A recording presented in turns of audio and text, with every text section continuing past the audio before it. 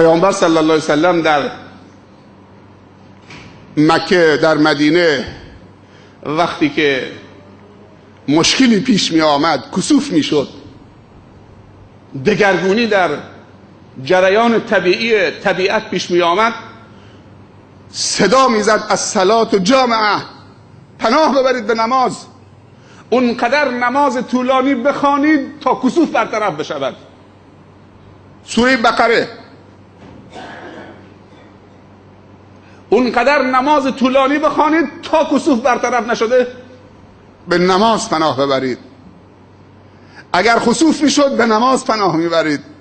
اگر قحطی و بارندگی نمیشد، الصلاة جامعه، نماز استسقا.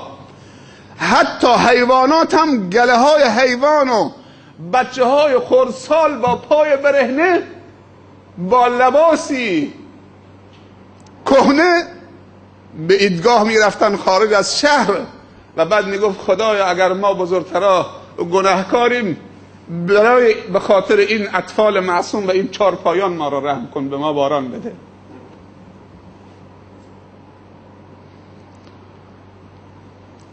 وقتی که مصیبت و مشکلات زیاد میشد و بلاها، دستور میداد تو هر 5 نماز، نماز صبح و ظهر و عصر و مغرب و عشا، تو هر 5 نماز قنوت بخوانند.